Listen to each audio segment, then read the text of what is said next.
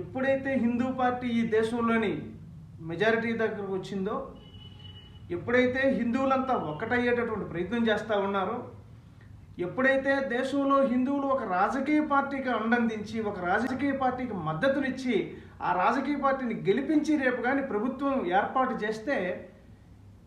ఏదైతే కుట్రపూరితంగా ఈ దేశంలోని సెక్యులర్ పదాలని, సోషలిస్ట్ పదాలని, లౌకిక పదాలని చొప్పించి